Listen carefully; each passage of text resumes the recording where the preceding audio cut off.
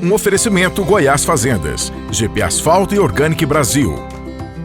As tendências de mercado, novas tecnologias, empreendedorismo, clima e tudo que tem foco no que movimenta o campo são pautas no Agro e Prosa.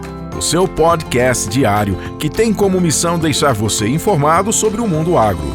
Divino Ronaldo conduz de forma descomplicada e interativa entrevistas com os maiores especialistas deste mercado. Então vem com a gente! Está começando mais um episódio do Agro e Prosa Podcast. A minha entrevistada de hoje será Marina Lima, doutora em zootecnia e técnica de sementes e sustentabilidade da SOESP, Sementes Oeste Paulista. E o tema da nossa entrevista será técnicas que ajudam a produzir forragem com maior valor nutritivo. Marina, muito bom ter você aqui. Seja bem-vinda. Olá, Divino. É um prazer estar aqui com vocês hoje falando, sobre um tema tão importante, que são as técnicas para aumentar aí a qualidade das forragens. Com certeza é um tema altamente relevante. Eu quero conhecer um pouco mais dessa grande profissional que você é e do trabalho que você desenvolve na SOESP. Bom, eu sou zootecnista. Desde criança eu já tive o gosto, de criação também. Meu pai também trabalhava no setor de pecuária leiteira da Universidade Federal de Viçosa, então eu já peguei o gosto desde criança, Então eu sou zootecnista, considero desde criança essa profissão e fiz mestrado, doutorado na área de forragicultura e pastagem. Então, já venho de longa data trabalhando, principalmente com sistemas integrados, integração lavoura, pecuária e floresta. E atualmente eu estou trabalhando aqui na SOESP, no cargo de técnica de sementes e sustentabilidade. Então, eu vim para a SOESP para desenvolver esse setor tão importante, que está cada vez tomando maior dimensão dentro das empresas, que é produzir, pensando aí nas gerações futuras, com menor impacto ambiental. Então, atualmente eu estou nessa função aqui na SOESP. A SOESP fica localizada onde? Ela fica localizada em Presidente Prudente, no interior aqui de São Paulo, no Oeste Paulista, mas nós temos atuação no Brasil todo, Então, nós temos os representantes técnicos de venda em cada estado, e fora, a gente exporta também sementes para diversos países, e nós trabalhamos com a parte de beneficiamento de sementes forrageiras, Então, as sementes, elas passam por uma etapa de beneficiamento, onde são retiradas impurezas, para elevar a pureza dessas sementes, separação de plantas daninhas. Então, durante todo o processamento aqui das nossas sementes, a gente elimina possíveis impactos que possam levar o produtor a ter problema, durante a formação das pastagens. E nós aplicamos a tecnologia Advante, que é uma tecnologia patenteada pela SOESP desde 2011, onde a gente tem a aplicação de um tratamento que vai fungicida, inseticida. A gente passa também por essa, como eu falei anteriormente, elevando essas sementes com uma pureza aí em torno de 98%, 99%. Então, vai proporcionar ao produtor aí uma semente de melhor qualidade, com uma recomendação menor, um menor custo por hectare formado, além de proporcionar aí também essa retirada de plantas daninhas que pode ser um problema para o produtor. Então, é muito importante que os produtores se atentem, para essa escolha, de forrageiras de empresas idôneas, Então, a gente tem esse objetivo aqui na SOESP, de levar um produto de qualidade para o produtor. Marina, as pastagens tomaram uma importância muito grande, principalmente nesse momento em que a agricultura tem avançado sobre pastagens degradadas, Então, fala-se muito nisso e fala-se muito também na recuperação de pastagens. Qual é a importância das pastagens para a alimentação da pecuária no Brasil? Nós temos hoje, em torno aí de 160 milhões de hectares de pastagens. Então, a pecuária ela é baseada, no uso das pastagens. Por quê? Porque é a forma mais econômica de se produzir, seja carne ou leite, se a gente for comparar com os sistemas em confinamento, ou quando utiliza outros tipos de suplementação. E o que a gente tem observado nos últimos anos, aí, principalmente, é que esse número de áreas de pastagem dentro desses 160 milhões, que a gente tem uma proporção de áreas que estão ainda em estágio de degradação. Só que tem diminuído, né? Então isso é muito importante, porque a gente tem percebido que os produtores eles estão se atentando, né, a essas questões de que as pastagens elas devem ser consideradas também como uma cultura, né? Então, por que o produtor faz todos os preparos na cultura agrícola e não faz na pastagem, né? E a gente é esse o pensamento que a gente tem que ter, pensar em tratar o pasto como uma cultura agrícola. E a partir disso, a gente tem visto que esses hectares, né, a gente estima aí, antes a gente falava que em torno de 50% a 80% dessas áreas que eu falei, desses 160 milhões de hectares, estavam em algum estágio de degradação.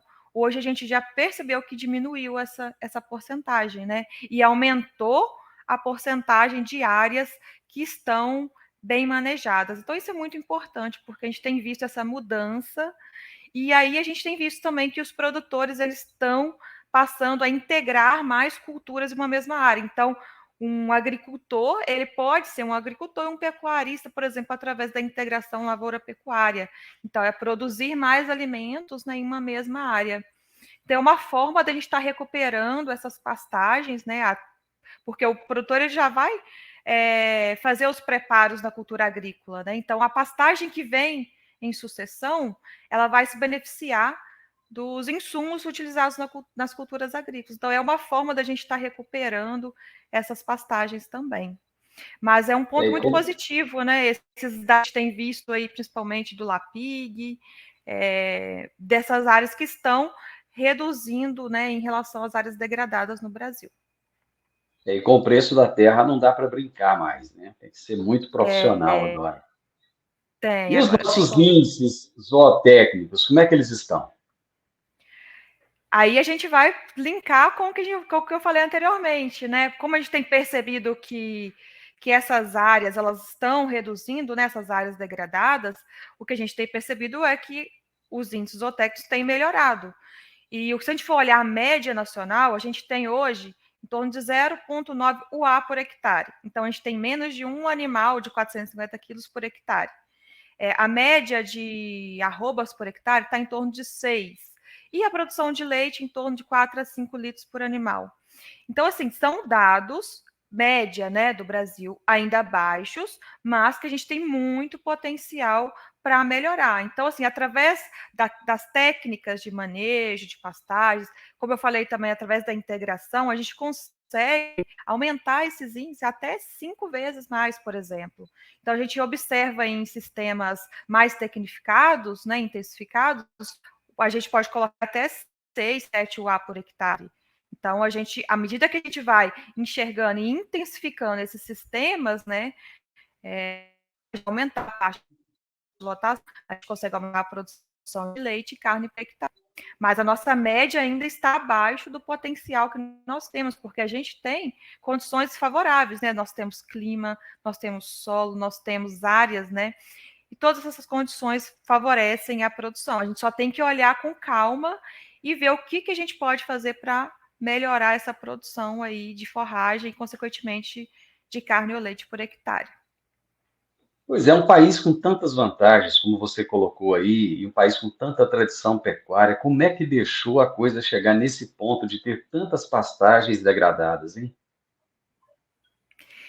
Isso é o que eu falei anteriormente, né? Essa questão de, às vezes, não enxergar a pastagem como uma cultura, né? Tem-se, né, principalmente lá na minha região em Minas, as áreas de morro, era exatamente assim, área de baixada agrícolas, né, uma capineira, um milho, e nas áreas de morro, os pastos de braquiária, né? Que ali só ia colocando animais, e não tinha reposição de nutrientes, e isso com o tempo vai favorecendo, né, essa degradação, né? Então a gente chega nas áreas, quando a gente vê que já tem muito cupim, solo descoberto, a gente já observa que está já em algum daqueles estágios que eu falei de degradação. Então a gente tem várias formas de recuperar essas áreas que estão nesses níveis de degradação, né? Então, desde, né, o preparo do solo, com a escolha correta da semente forrageira, como eu falei anteriormente. Então, utilizar um método de pastejo adequado, pensar, né, que a gente tem que pensar no animal, mas pensar na planta também. Não adianta a gente colocar muitos animais na área, o animal rapar aquele pasto E a gente vai estar tratando a planta como ela não é o manejo correto, né? Se a gente recolher todas as folhas do pasto e ficar só o talo ali, a gente não vai deixar folha para ela fazer a fotossíntese. Então, por isso que é importante a gente manejar os pastos na altura recomendada para cada forrageira. Então, todas essas Assim como práticas. o oposto também é verdadeiro, né? Não adianta colocar pouquíssimos animais, uma quantidade muito grande de pasto, né? Exatamente, que aí a gente vai ter a condição de subpastejo, que esse pasto ele vai passar, ele vai acamar e vai estar com uma pior qualidade, né? Isso tudo vai refletir no desempenho dos animais. Hoje em dia a gente tem muitos estudos mostrando esse comportamento dos animais em pastejo e é muito interessante, porque o animal ele quer folha, né? E a partir do momento que o pasto está passado, sementeando, os animais começam a refugar esse pasto e a partir do momento que esse pasto ele tomba, por exemplo, né, a cama no solo, ele está perdido ali, o animal não vai conseguir mais pastejar. Marina, o que significa a prática do manejo intensivo? Bom, é uma questão, né, interessante, porque antes a gente falava muito assim, manejo intensivo é mais caro, né? Mas atualmente a gente tem mudado essa percepção. Intensificar um manejo nada mais é do que você começar a pensar nessas práticas que a gente pode estar utilizando para aumentar a produtividade por hectare. Então, por exemplo, como eu falei, se a gente pensar em comprar uma semente de melhor qualidade, como que isso vai impactar para o produtor, né? O produtor ele vai reduzir os custos por hectare, ele vai reduzir principalmente a utilização de herbicidas, porque vai estar evitando, né, levar plantas daninhas às áreas. A partir do momento também que ele, por exemplo, faz piquetes na área, né? Por exemplo, no pastejo rotativo, ali a gente vai intensificar, produzir mais carne e leite naquela área, mas o produtor, a partir do momento que ele opta por esse método, ele vai ter que adubar. Então, assim, ele pode ir fazendo isso aos poucos, comprar uma semente de melhor qualidade, manejar o capim na altura correta, isso tudo ele vai indo fazendo e vai aumentando a produtividade por hectare. Então, são Esse processo do técnicas manejo diferentes. intensivo, esse processo, então, é um processo permanente. Isso, ele vai fazendo isso ao longo do tempo, né? Então ele vai aumentando a intensificação e vai repercutindo principalmente aí, né, na produtividade e na qualidade dessas pastagens. E hoje em dia a gente tem, né, diversas forrageiras que a Embrapa, né, a Embrapa vem com muitos estudos, né, estudos de décadas, com cada capim desse que a Embrapa lança, permitindo o quê? Levar ao produtor forrageiras que sejam mais produtivas, que tenham maior qualidade. Então, isso aí o produtor também tem que se atentar muito, né? Na hora que ele for escolher, olhar qual a categoria animal que ele está utilizando. Alguns capins são mais recomendados para uma categoria ou para outra espécie, mas o que a gente tem visto é que essas forrageiras que estão sendo lançadas, ela tem um grande potencial produtivo, mas aí ela precisa também de um maior manejo, né, pensando na altura, e de insumos também, como fertilizantes. Então, a forrageira, ela reflete, se ela é para produzir mais, com maior qualidade, ela também é mais exigente em fertilidade e manejo. Então, essa é uma lógica que o produtor tem que levar em consideração. Não adianta o produtor escolher um pânico, né, um mombaça, um zuri, se ele não quer adubar ou não quer manejar esse capim na altura correta, porque isso aí vai ser aquilo que eu falei, isso pode levar à degradação, porque é um capim que exige essas condições de manejo, né, tanto de altura quanto de fertilizantes. E daqui a pouquinho a gente vai entrar um pouquinho mais nisso. Eu achei interessante quando você falou dessas técnicas de manejo permanente, porque eu acredito que isso deve minimizar os custos, né? Porque eu tenho observado alguns pecuaristas reclamando dos custos de recuperação dessas pastagens, né? Muitos falando da dificuldade com mão de obra, preço do diesel, hora máquina. Então, essas são muitas das reclamações, mas se ele dilui isso ao longo do tempo, acaba que ele consegue fazer esses investimentos, né? Sim, com certeza, Divino. E é importante a gente fazer esse link desde o planejamento, né? Se o produtor ele fez o planejamento correto, e a gente tem percebido que os insumos eles estão mais caros mesmo, né? Então, se a gente for olhar o preço dos fertilizantes, então aumentou. Tudo que a gente vai fazer hoje está mais caro. A gente tem tanto para a cultura agrícola quanto para a pastagem. Então, ele tem que pensar o que eu posso fazer durante o planejamento da minha implantação da minha pastagem que vai reduzir os custos. Por exemplo, quando eu escolho uma forrageira, né, uma semente de melhor qualidade, como que eu posso reduzir os custos com esses insumos? Por exemplo, ele vai jogar uma quantidade menor de sementes por hectare. Então, essa quantidade de sementes menor por hectare e de melhor qualidade, porque eu vou estar levando menos impurezas, vai diminuir os custos, por exemplo, com os maquinários, mão de obra também, porque eles vai ter um período menor, né, para essa atividade dentro da propriedade. Ao contrário, se ele escolher uma semente de pior qualidade, ele vai jogar muito mais sementes, a hora de máquina vai aumentar e de funcionários também. Então, a partir do momento que ele faz essas escolhas, né, de comprar insumos de melhor qualidade, também ele vai reduzir esses custos. A gente tem que pensar lá na frente, né? Então, às vezes, o produtor vai comprar uma semente forrageira, ele escolhe aquela de menor preço por quilo.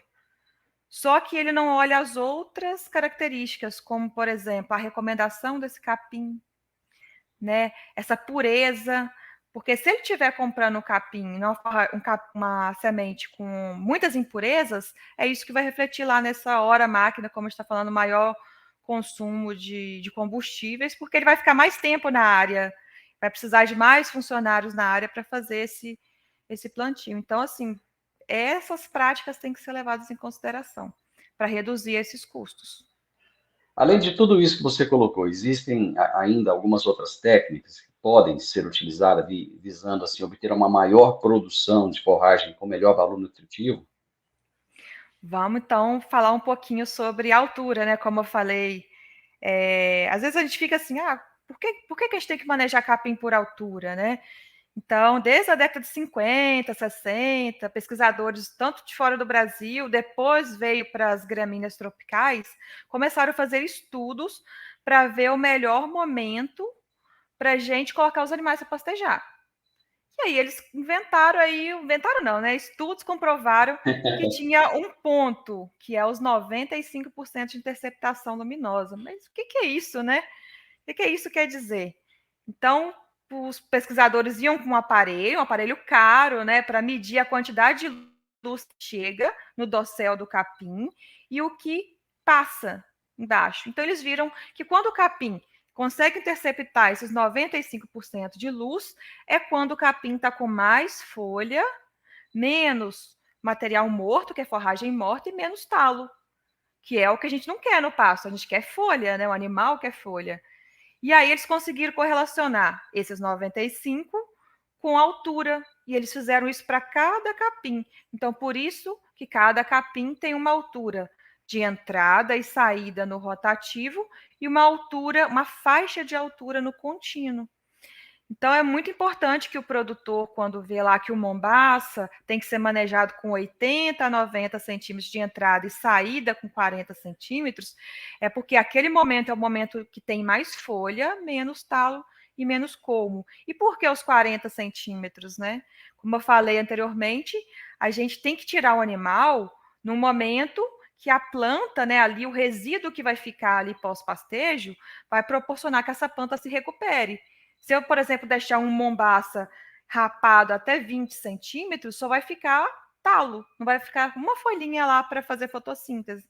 Então, isso pode levar esse pasto a uma degradação. Então, por isso que é importante seguir essas alturas de manejo, tanto de entrada quanto saída, para cada capim. E isso aí já vai garantir o quê? Uma maior qualidade desse pasto, né, para esses animais e uma maior rentabilidade para o produtor. É uma das Não dá técnicas para também. não dá para trabalhar empiricamente mais, né? Não. E aí a gente tem vários métodos, né, de manejo do pastejo que a gente pode estar utilizando. Esse método, né, de o rotativo, que a gente considera a altura de entrada e saída, a gente consegue, né, exige do produtor um maior controle do pasto, né? No contínuo, como ele tem uma faixa de altura para ser mantida, por exemplo, né, num pasto de marandu, num pastejo contínuo, os animais eles ficam ali em torno de 30 centímetros, mantendo a altura. Se passar disso, tem que colocar mais animais e, se abaixar muito, tem que retirar animais. Então, o produtor ele tem que ter também um controle de ter áreas reserva na propriedade para estar passando esses animais. Então, são técnicas que o produtor tem que fazer a escolha de acordo com o sistema de produção, né? O que a gente tem visto é que para a pecuária de corte, né, tem sido muito utilizado os dois sistemas, né, tanto o pastejo contínuo quanto o pastejo rotativo, e na pecuária leiteira a gente utiliza mais o pastejo rotativo, não que não possa ser utilizado contínuo, mas justamente porque no gado de leite ele geralmente fica mais próximo ali, né, da ordenha, e esse tipo de sistema tem maior potencial para ser utilizado para essa categoria. Mas então a gente não pode afirmar que uma técnica tem vantagem em relação à outra. Tem, Não, dependendo da forma que for utilizar isso. exatamente. A gente vê muitas pessoas falando que o rotativo é melhor que o contínuo, mas depende da situação. Eu tive a oportunidade de trabalhar com os dois sistemas, né? E eu vejo que depende do objetivo ali do produtor, né? Para gado de corte, geralmente são áreas mais extensas, é mais difícil de você manter um rotativo, né, que é a mesma coisa que o rotacionado, justamente porque são áreas muito, muito grandes. Então, nesse sistema, geralmente, eles utilizam uma lotação contínua, né, que os animais ficam ali na área, e à medida que vai abaixando muito o pasto, ou aumentando muito a altura, vai colocando ou retirando animais. Você falou da altura dessa planta, o uso da régua de manejo para conhecer essa altura ideal da pastagem, ela é recomendada ou não é necessário? Então, aí, com essa correlação da altura, a Embrapa elaborou uma régua também, que eles patentearam, onde nessa régua tem a medida de várias cultivares lançadas pela Embrapa, mas é muito difícil no dia a dia do produtor também ele ficar medindo em vários pontos. O que a gente recomenda também, né? Com o tempo, o produtor ele vai pegando essa altura, né? Como eu falei, o Mombaça, vou dar um exemplo Mombaça, de 80 a 90. Ele pode marcar em estacas dentro do piquete, né? Em alguns mourões ele faz uma marca mostrando qual que é a altura. Para áreas menores, né? O produtor pode ir utilizando e andando, percorrendo a área toda com a régua. Então, a recomendação é utilizar a régua, mas em áreas que são muito grandes, ele pode marcar, né? Marca num mourão ou coloca alguma estaca mesmo dentro do piquete, que vai permitir ele ter essa visão da altura ali, se está chegando. E é importante ter tanto a altura de entrada e a altura de saída, né? Não adianta ter só a altura de entrada. Tem que marcar também a altura de saída para não deixar rebaixar muito o pasto. É uma atividade em que o velho jargão, o olho do dono é que engorda o boi, vale mesmo, né? Não tem jeito, né? Vale mesmo, é. E é importante também falar que a Embrapa ela lançou um aplicativo que chama Pasto Certo.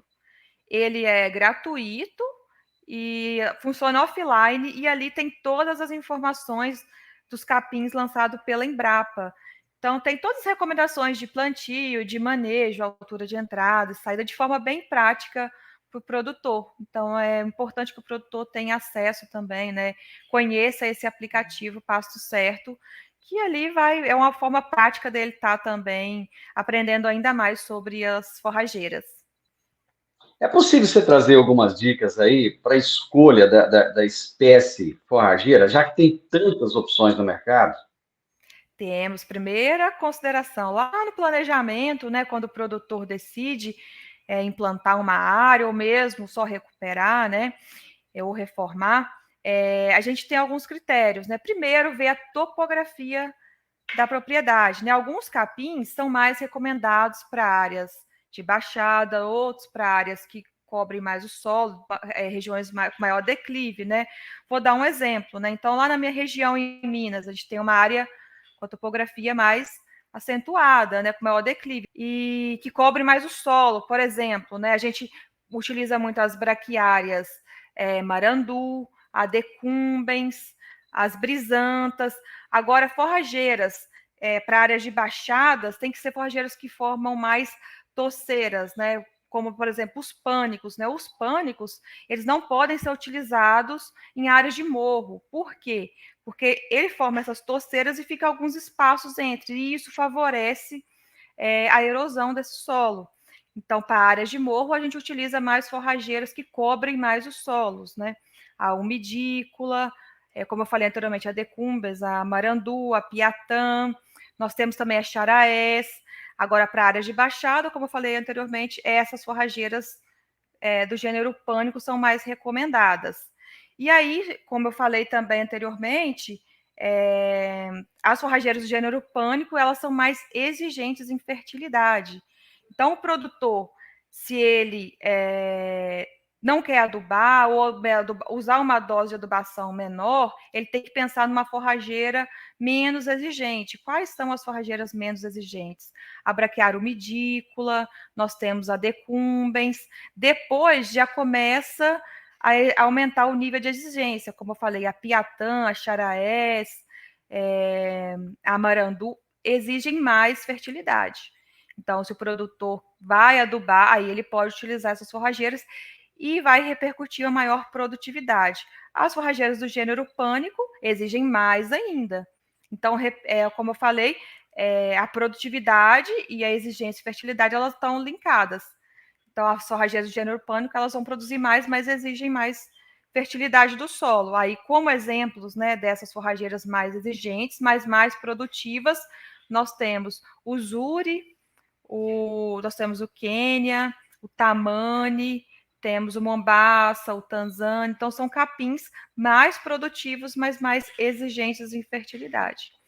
E nós temos também as braquiárias que são utilizadas mais para integração, como a braquiária rusiziensis. Agora a Embrapa lançou também uma nova cultivar, que chama BRS Integra, que já está começando, né, algumas comercializações aí no mercado, que é também uma rusiziensis, uma cultivar de rusiziensis, que tem a maior proporção de folhas e produz mais naquele intervalo ali do outono e inverno, em comparação com a rusiziensis. Então, nós temos diversas forrageiras e que vai atender, né, ao produtor. Então, tem algumas que são mais indicadas para a categoria, né, dos equinos, como, por exemplo, o Tamani, nós temos também o Aruana, o Maasai, e para os bovinos, os bovinos, eles aceitam, na grande maioria, todos os capins. O importante é seguir a altura de manejo para proporcionar ao animal aí uma forrageira de melhor qualidade.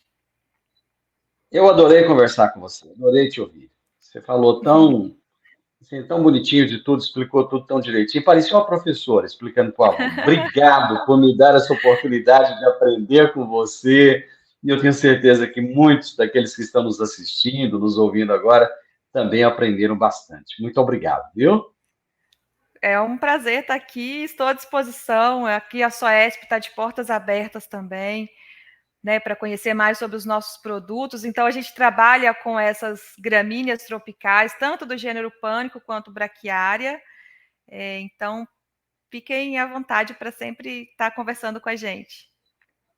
A minha prosa de hoje foi com Marina Lima, doutora em zootecnia e técnica de sementes e de sustentabilidade da SOESP, Sementes Oeste Paulista.